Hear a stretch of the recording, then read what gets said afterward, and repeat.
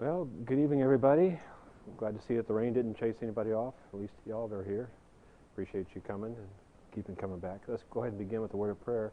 We've got a lot to cover again tonight. Holy Father, thank you so much for this Lord's Day. Thank you so much for our church family that we can be together tonight in spite of the rain. We're grateful that we can be together to study a portion of our word. We're going to be studying more about your good gospel of Matthew tonight. We pray that you would be with us as we do that. This is our prayer in Christ's name. Amen. All right, so Matthew is telling us the story of Jesus. So its ministry of Jesus is now into its second year. Matthew 9:35 says, Jesus was going about all the cities and villages, teaching in their synagogues and proclaiming the gospel of the kingdom and healing every kind of disease and every kind of sickness.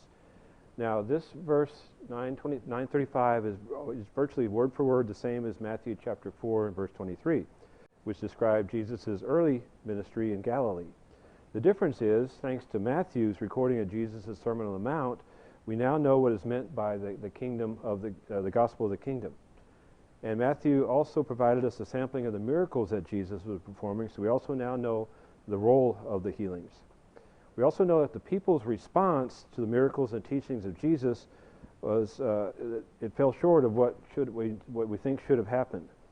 Many of the people were amazed at his teaching and his miracles, but not everybody was. There were members of the Jewish establishment. They were angered by Jesus, and their opposition to Jesus was going to be increasing more and more in its intensity as the days and months go on. So when Jesus looked out at the multitude, he saw people who were living in a desperate situation. They were distressed, and they were downcast, and they were being harassed by their religious betters for not living up to the arbitrary standards that they were mandated. So Jesus looked out on these people, and he saw people who were weary, who were emotionally battered, and who were worn down. And Jesus described them as like sheep who had no shepherd. And this statement that Jesus made, it's an indictment of the Jewish religious leadership there. Instead of leading and nourishing the flock of God, they were accelerating its destruction. So when Jesus saw, it moved him to have compassion. And he said this to his disciples, "The harvest is plentiful, but the workers are few. Therefore, beseech the Lord of the harvest to send out workers into his harvest." He said the harvest is plentiful. Now, harvest normally is a metaphor for judgment. But in this case, Jesus is referring to the people who needed to hear the gospel, people who are ready to respond to it. So lots of people were ready to be taught the gospel, but unfortunately, there was a teacher shortage. Now, just feeling compassion is no good unless there's something done about that to make things better.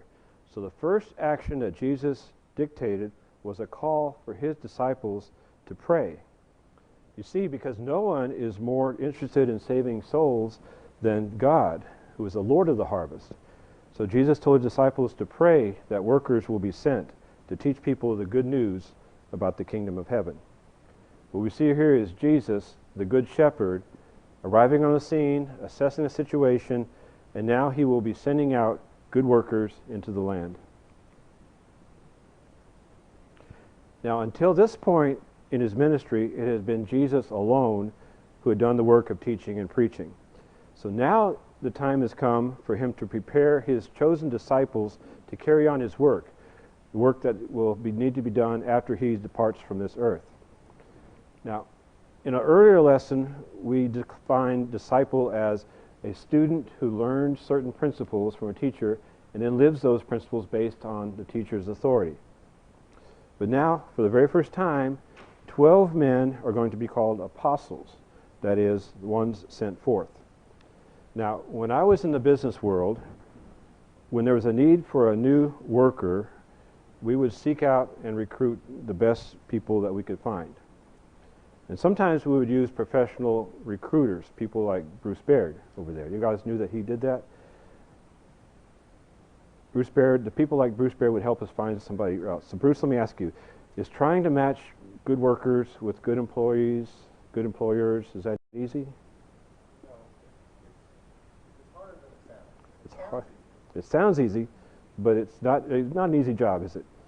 So in our case, resumes would be gathered, and then only a few candidates would be invited in for a face-to-face interview.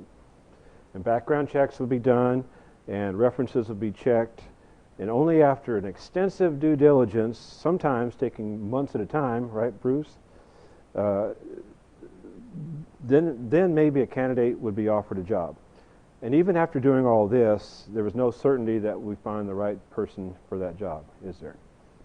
Now, prior to selecting men to be his apostles, Luke tells us that Luke tells us that Jesus spent all night long in praying to his Father about this matter. You see, this was a matter of great importance, and just the right people had to be selected for this essential work. Now, the men that Jesus selected, they were not highly educated. They were not learned students of the law. The men, they were not particularly gifted or brilliant in any way. But he chose men who were simply willing to surrender everything in this life to faithfully follow him. In chapter 10, the 12 apostles are named. Now, there's 3 other lists in the New Testament of these apostles. One in Mark, one in Luke, and one in Acts. Now, sometimes these names will vary in the list, and all that means is that probably that some of these men were known by more than one name. So these are the 12 men that Jesus chose as his messengers. They had different personalities. Peter was a say-something kind of guy. James and John, they were called the sons of thunder because it was due to their volatile temperament. These men had different backgrounds, and they came from different political parties. Simon was a zealot. They had different occupations. Many of them were fishermen, and Matthew was a tax collector. And they often held different opinions from each other. And they certainly were not clones of each other. And in many ways, many ways, they were very different from Jesus. They were just ordinary men chosen to do extraordinary work in the service of God. And these were the men that Jesus selected, and he loved every single one of them. And he wanted them to reach out and love all men as well. Because Jesus had created a culture where it was easy for sinners and those people in need to approach him. So he wanted these 12 men to be exactly like him in that regard. And he would ask them to aggressively do the work, but not be aggressive to people. So Jesus chose these men, and now he's about to send them out on their own to be his representatives, to reach out and love all men just as Jesus had loved them. So their assignment has been called the Limited Commission. So what made it limited? Well, I think there's at least 2 things. One, it was limited in scope and limited in duration. So what was the scope of their mission? Jesus told them first not to go where? What was the answer? To the Gentiles and where else? Cities of Samaria. Well, why not go there? What was the reason for not sending him there? What do you think?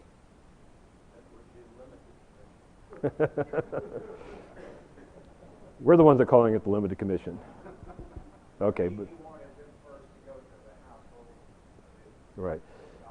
He didn't want them to go to the Gentiles and the Samaritan cities. I think probably just a matter of timing. Now, generally speaking, Gentiles at that time, they weren't ready to accept the gospel. They were idolatrous. And Gentiles would be ready to accept the gospel it would be several years later to do that. And it was likely that Jesus' apostles trying to convert Gentiles and Samaritans, that wasn't going to be accepted by the Jews. After all, the Jews were God's chosen people and no one else was. So the Jewish people who might be open to listening to the apostles' message had to, maybe they would be turned off by knowing that the Gentiles were going to be included in this message.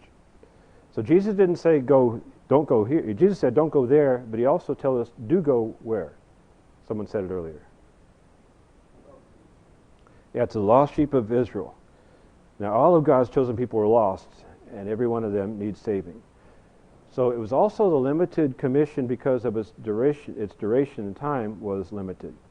Now the Great Commission is in effect until the end of the world. The limited commission was just temporary. So what was their job? Look at verse number 7. He says, And as you go, preach, saying the kingdom of heaven is at hand. So they were to preach the same thing that Jesus was preaching and what John the Baptist had been preaching. And these apostles had probably heard this message 100 times in the past. And how would people know that it was a message that was approved by God? Look at verse number 1 there in this chapter. Verse number 1 says, Jesus gave them authority over unclean spirits to cast them out and to heal every kind of disease and every kind of sickness. So these were the very things that Jesus was doing. Look at verse number 8. Heal the sick, raise the dead, cleanse the lepers, and cast out demons. So as with Jesus, these miracles were going to confirm the message, confirm that the message was approved by God. And Jesus added these words. He said, freely give, or freely you received, freely give. So the apostles' powers were not purchased, and Jesus tells them they're not to be sold. So the apostles, after hearing this, were probably thinking, all right, preach and heal by ourselves. I don't know about this. It doesn't sound like a good idea to me.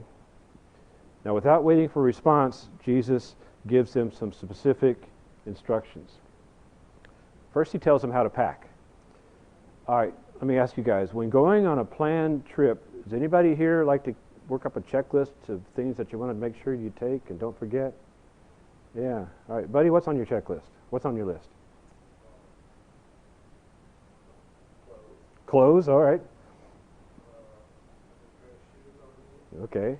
Yeah, you're going to know where you're going to be, so make sure you have the clothes that fits that situation, okay, the circumstances. All right. Okay, extra cash, all right. Extra what? Change. Okay, extra change of clothes. Okay, well, you're going to get dirty, so you want to be ready to go for that. Yeah. So there's a lot of planning involved. You know, some people do more than others. But Jesus told his apostles, don't take any money, don't take any luggage, don't take any extra shoes, don't take an extra coat, don't even take your staff. You don't need a checklist. He said, just go. What you're wearing now, that's going to be okay. That's enough. So Jesus knew that their needs would be met by people who honored the principle that a worker is deserving of his compensation. Second instruction that Jesus gives them is when you enter a city, find lodging with a worthy family and stay there. So go into the city and ask around. Ask if there's anybody living there who might be favorably inclined towards Jesus. Perhaps that person would be someone who knew of Jesus, or maybe even someone who had been blessed by Jesus in the past. And Jesus said, when you find a household like that, go ahead and stay with them. And third, he says, if the house is worthy, pronounce a blessing upon them. This blessing would indicate God's favor on the house or the family there. But he says, if the house turns against you for any reason, then revoke that blessing. He says to shake off the dust of your feet. And that just symbolizes the family or the town's loss of a blessing. In verse number 15, he goes further than that. He says that those who reject the gospel will be far worse off than the judgment that was given to Sodom and Gomorrah. So talk about hyperboles. This one was a really doozy one there. Now Jesus switches the topic from the limited commission to a related topic, and that is the Great Commission. And he describes some of the opposition that they're going to encounter. Look at verse number 16. He says, behold, I send you out as sheep in the midst of wolves. Now this idea of sheep and wolves, that suggests something pretty ominous to me. Before, there's only a hint of opposition because of maybe you're going to have some unreceptive hosts. But now the opposition is likened to a pack of ravenous wolves who are violently ravaging a sheep. Now where is this opposition supposed to be coming from? Verse 17 says it's going to come from the courts and the synagogues, that is, the religious establishment. Religious people are going to give you opposition. Jesus told them that the disciples will be delivered to them and they would be scourged. Verse number 18 says they're going to have opposition from governors and kings, that is, the civil government, the people in authority. He said there's be Gentile authorities as well as the Jewish authorities would be opposed to him. Verse 21, he says the opposition will come from within your own family. So family members would betray believing members in their own family, and even exposing them to possible death. So Jesus told his apostles that opposition was going to come from all of those places. And look at verse number 22 then. Jesus gives a reason why all of this opposition should be expected. He said, if the teacher or the master is hated, then it should be no surprise that the student or the slave should experience that same treatment. But he assures them that the ones who will endure to the end will be saved. All right, so now I want you to put yourself in the shoes of these 12 men. Jesus has just told you to venture out on your own on a mission that you don't think that you're qualified to do. Preach and teach and heal like Jesus. Well, that's in itself seems like something impossible to do. And then he told them to expect bad things. Bad things are going to happen to you. So to me, that's as if someone like Tom Brady, the winner of 7 Super Bowls, he tosses me the football and says, you got this. Just pass the ball down the field. And by the way, people that are half your age and twice your size, they're going to be mashing you into the ground. All right, so how do you feel about that? Well, to say the least, I would have some doubts about the likelihood of the success that I would have on a football field. Now, to the apostles, the prospect of persecution, betrayal and scourging and being hated and hounded and possibly even executed, all that would seem to be a little unsettling, I would think. It's easy to see that they might be a little anxious about all of this, and maybe even, you'd say, afraid. Now, Jesus tells the 12 what their response to any persecution should be. In quick succession, Jesus says, do not fear. Look at verse 26, do not fear. Verse 28, do not fear. Verse 31, do not fear. So 3 times in quick succession, Jesus says, do not fear. So let me ask you this. Does it sound to you that Jesus is forbidding fear as a response to persecution? Nod your head yes. Someone says something 3 times, I think they mean it, don't they? So Jesus tells them that there's no reason that they need to be afraid. And he gives 4 reasons that they should have for having courage. And the first one is that their faith will be vindicated. That is, it will be justified. Look at verse number 26. Let's read that together. Verse 26, chapter 10. Therefore do not fear them, for there is nothing covered that will not be revealed, and hidden that will not be known. What I tell you in the darkness, speak in the light. And what you hear whispered in your ear, proclaim upon the housetops. All right. Another way of saying this, time will tell. Evil can pass for goodness, and goodness can pass for evil, but time will come when good and evil will be clearly seen. He says the time is coming when God will punish the evildoers. So in the meantime, boldly go and preach the gospel message, and don't let opposition silence the truth, because time will tell. The second reason that he gives for having courage is our enemy is limited. Look at verse number 28. Do not fear those who kill the body, but are unable to kill the soul, but rather fear him who is able to destroy both soul and body in hell. So one might die at the hands of a persecutor, but that persecutor's power doesn't extend beyond this life.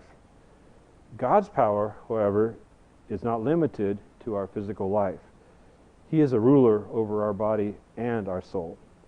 Now, one of the great blessings, in my opinion, of being a faithful Christian is that we don't have to be afraid of death. Each one of us will leave this life in order to enter into eternal life. So Jesus says, don't be afraid of our enemies in this world. God is to be feared. God is to be feared, not our enemies, because they are limited. Now, another reason for having courage is God is concerned about us. The next verses tell us that we will not be forgotten by God. Look at verse number 29. Are not 2 sparrows sold for a cent, and not one of them will fall to the ground apart from your Father? But the very hairs of your head are all numbered. Therefore do not fear, you are of more value than many sparrows. So God's concern is for every part of his creation, even the most insignificant ones, even the most even the sparrows who are virtually, they're worthless. And God's concern for us is underscored by his knowledge, even of the most trivial things about us, such as the number of hairs on our head. So it follows that we will receive individual and loving care from our Father. And the last reason Jesus gives, not to be fearful, to have courage, is that Jesus will stand with us before God. Look at verse number 32. Everyone, therefore, who shall confess me before men, I will also confess him before my Father who is in heaven. So show courage by confessing Jesus, not just by believing in him, but by believing him, that is, by obeying him. And this belief is shown in our interactions and our conversations with other people. So he says, stand with Jesus before men, and he will stand with you and I, before the Father.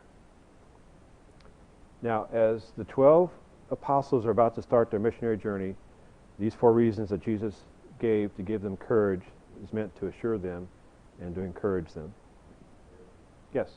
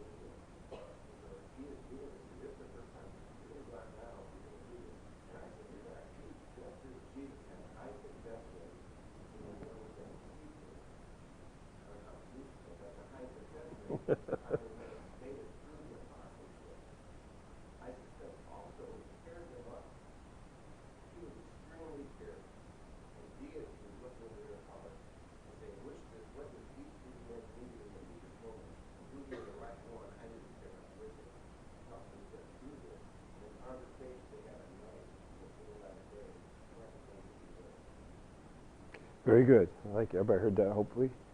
Thank you for that.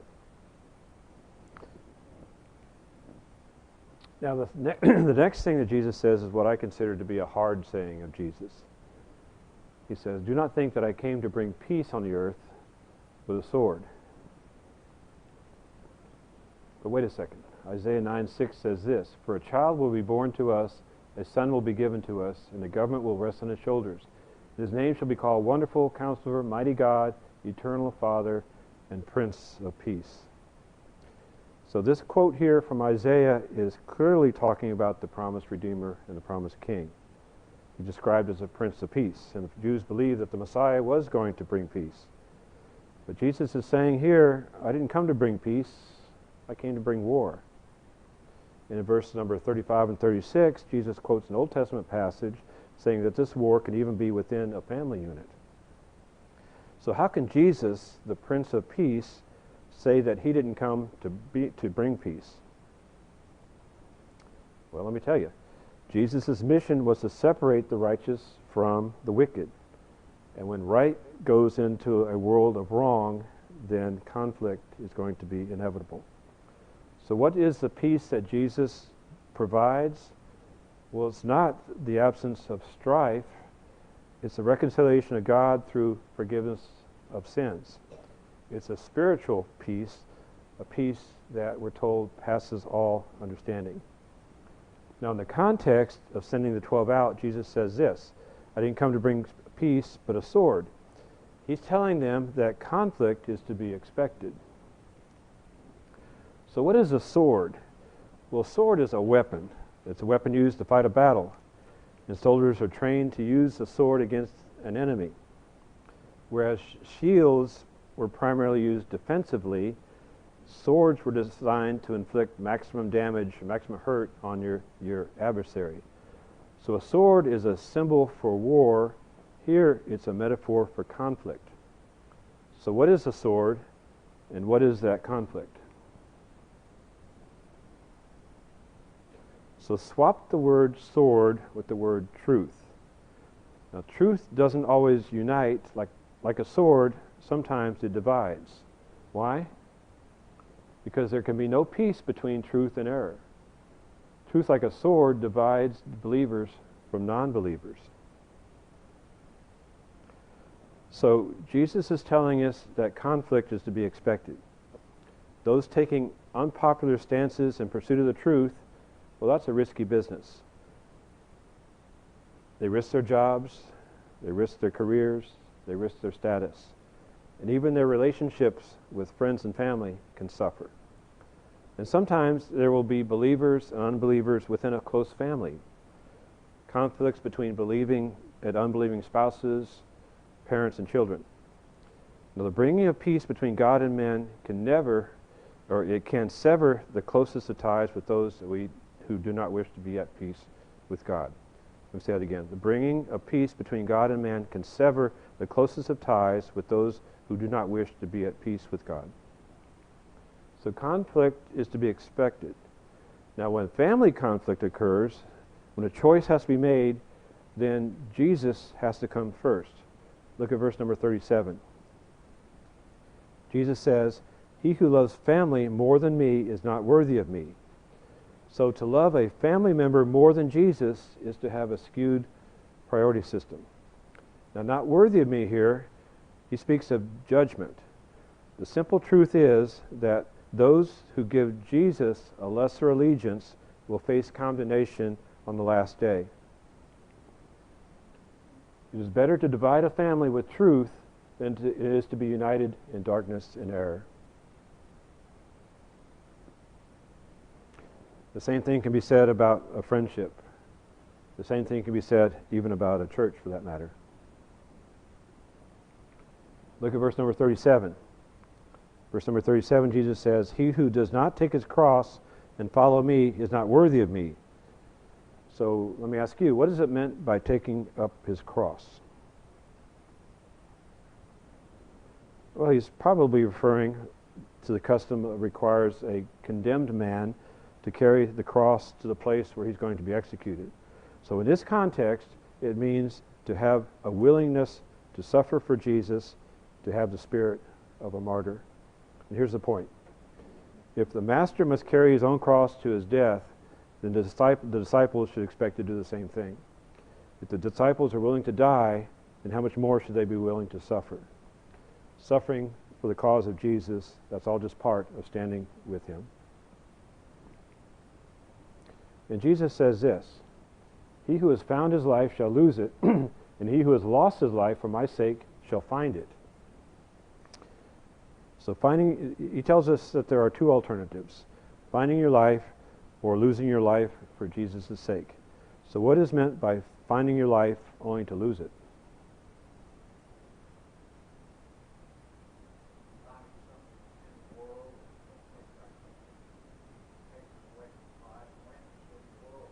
Yeah. It's compromising your faith, denying Christ, in order to avoid persecution or suffering results in the loss of your soul. And that suffering, when you do that, that results in the loss of your soul. So what appears to be an act of self-preservation can actually be an act of self-destruction. So what is meant by losing your life for Jesus' sake? It means that we have to make Jesus our highest priority, even if that means that we have to suffer and die. Because when life is over, we will live forever with our Master. So in all of this, Jesus is saying that those who try to make their lives easy just by blending in with the crowd, they're going to lose their eternal lives. So it takes real courage to go against the crowd. It takes real courage to make sacrifices in order to make service and obedience to God a top priority in our lives. But The reward's going to be what? Eternal life in heaven. Now, the closing words of this discourse of Jesus addresses those who find themselves in a position to aid and minister workers who are working in the vineyard of the Lord. So look at verses number 40. Verse 40 and 41 says, "And he who receives you receives me, and he who receives me receives him who sent me. He who receives a prophet in the name of a prophet shall receive a prophet's reward, and he who receives a righteous man in the name of a righteous man shall receive a righteous man's reward." So not everyone is able to devote a life full-time to preaching, teaching, and evangelism. But the prophet's reward and a righteous man's reward is going to be available to everybody. And we don't have any prophets or apostles today, but when we receive an agent of God, a preacher, a teacher, or any other worker in the kingdom, and we offer comfort and aid and support to that person, well, we're promised an equal reward as that person is. So paraphrasing verse 42, it says, "Even the smallest of gestures to the most insignificant is noted by God and will be rewarded." So how do we do this today? Well, we can do it financially through our contributions. We can offer words of encouragement. We can offer words of notice. We can offer words of appreciation. So we need to be like a Barnabas, be an encourager to those who are actually working in the kingdom.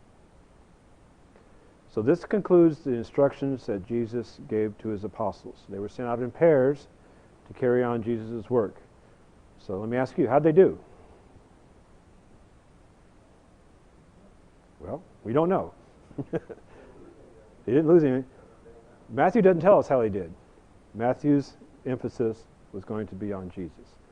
So anybody have any questions? We've got another section to cover here in a little bit. Anybody have any questions or comments about anything we've talked about so far? Mark? Hebrews chapter 4, verse 12 stood out to me about the sword. The way it proves to divide people. That metaphor is used right here. Affirming your faith. It says, "For the word of God is living and powerful, sharper than any two-edged sword, piercing even to the division of soul and spirit, joint and marrow, and is a discerner of thoughts." Okay, very good. So the writer of Hebrew kind of had a little commentary to that little section that Matthew told us. All right, anybody else? Carl?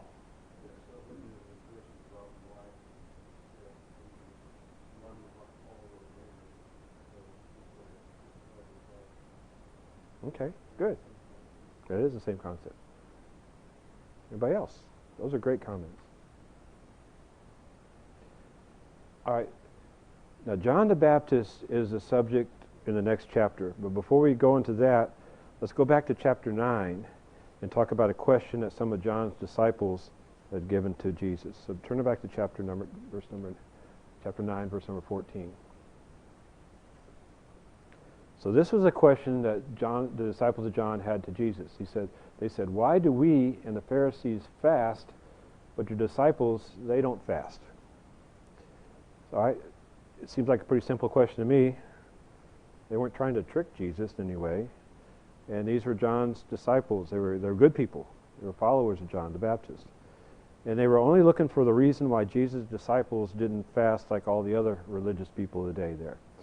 And they were puzzled in that Jesus was seemingly okay with his disciples not fasting. Now the Pharisees, they would fast twice a week. And they measured the spirituality of others by their own practice. So anyone fasting less than they were obviously wasn't as righteous as they were. Now, we don't engage in religious fasting today, but this type of thing that they're talking about sometimes happens today in other ways. So when it comes to our application of divine principles, sometimes we tend to make our application the standard by which we judge other people. For example, I attend worship services 3 times a week. Never miss a work group. Never miss a meeting. And when we sing, I make sure that people can hear me. Anybody doing less than that, I worry about them. Yeah, I do tend to nod off during Don's sermons, but he just drones on and on sometimes, so it's really not my fault on that. Back to fasting. The law of Moses required fasting only one day out of each year, and that was the Day of Atonement. But over time, the Pharisees fasted 2 times a week, Mondays and Thursdays. And those who wanted to be seen as righteous, they mirrored this example that the Pharisees were giving. So the disciples of John asked a simple question. Why do we and the Pharisees fast, but your disciples do not fast? So let's read Jesus' answer. Look at verse number 15, chapter 9. Jesus said to them, the attendants of the bridegroom cannot mourn as long as the bridegroom is with them, can they? But the days will come when the bridegroom is taken away from them, and they will fast. Well, that certainly explains it, doesn't it? Let's keep going. Jesus keeps on with his explanation. Verse number 16. But no one puts a patch of unshrunk cloth on an old garment, for the patch pulls away from the garment, and a worse tear results. So I got to ask, what does patching a shirt have to do with fasting? So Jesus, in my eyes, he hasn't answered anything yet. So let's keep, he's not done with his answer. Look at verse number 17. Nor do men put new wine into old wineskins, otherwise the wineskins burst and the wine pours out, and the wineskins are ruined, but they put new wine into fresh wineskins, and both are preserved. So if I was one of John's disciples here, and I asked this question here about fasting, I think I was going to be asking Jesus, well, are you going to answer me or not? How does anything that he mentioned here have anything to do with fasting? Well, he uses these 3 comparisons to demonstrate that sometimes some things are inappropriate. That is, they're not suitable or they're proper in the circumstances. So why would it be inappropriate to be sad when the groom is still around? Well, weddings aren't funerals. They're supposed to be a time of feasting and happiness. Now, every wedding may have its hiccups, but what would happen if one person in the crowd started wailing and sobbing as if his dog just got run over? What about sewing? I know nothing about sewing. So why would it be inappropriate to sew in a new unshrunk patch of cloth onto an old pair of pants? Well, because when it's washed, the patch will shrink and pull apart, and that's going to make the tear even worse. So I know nothing about sewing. I know even less about storing wine. So why is it inappropriate to put new wine, or even old wine for that matter, in an old wineskin? Well, that's not, you would think, that's not right. There's more to it than that. The old wineskin is going to become hard and brittle over time, and there would be a danger of it not being able to outlast the wine being stored into it, whether it's old or new. So it'd be like me taking a fresh batch of chocolate chip cookies out of the oven and then putting it in a Publix plastic bag that had been stored in the cabinet for 2 years. Just not going to work that way at all. So back to the question. Jesus' answer is that fasting is inappropriate. People at that time were just doing it for show. There was nothing sincere about it at all. It had become a ritual, and it didn't accomplish anything. So ritual fasting has no point. It's just superficial, shallow, and ultimately is just nothing but vanity. Now, fasting, however, is personal and individual, and should only be done with a sincere and needful purpose in mind. Now, back to the groom and his friends. Only when the groom and his friends part ways is that appropriate time to begin fasting. And in that analogy there, Jesus is alluding to his own death. So as long as he was with them, healing diseases and casting out demons and preaching the gospel, feasting, not fasting, was the appropriate thing to do.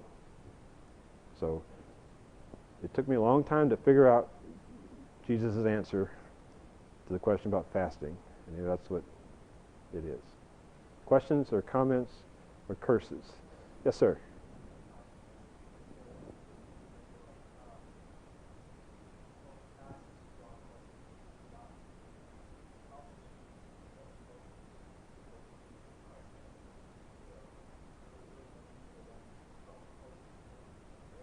They were there. That's right. All right. That was not the time to be doing that type of thing. Yes, yes, sir. Thank you.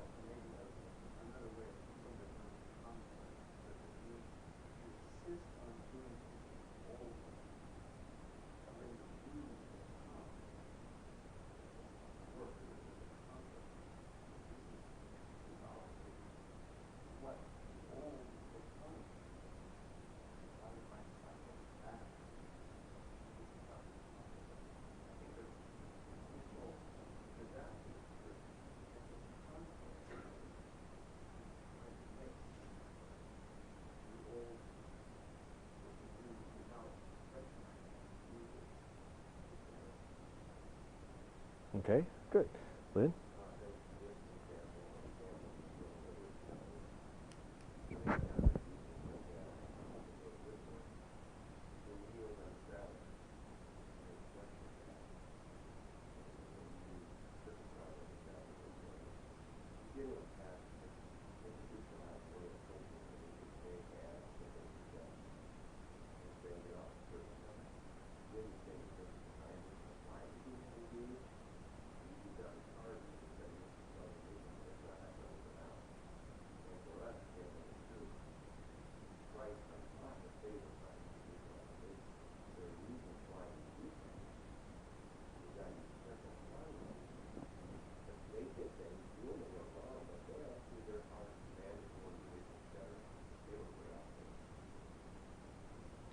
And Jesus would call them out on it, and increasingly more so as time goes on.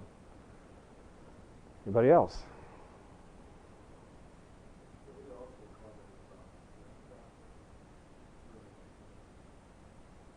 Yeah, we talked about that at that time, sure.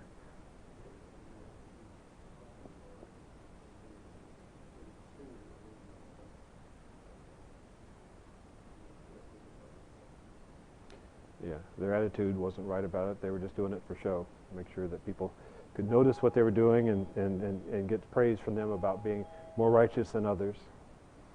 All right, we have 2 minutes. Keep talking. When we come back, we're going to get in. We're going to be studying a little bit more about John the Baptist. That's what's next in the thing there. So if you want to get ahead of us, go ahead and read. Let's see, chapter 11 and chapter 12. So that would be our next few things. And we're going to talk next week about the unpardonable sin. So you ever wondered about what that is and what that meant? So we're going to talk about that next Wednesday. So you don't want to miss, because I'm going to need your help on that. Anything else? Well, you can stay here until the bell rings. You can go ahead and work your way down there. But thank you so much for coming. I do appreciate it very much.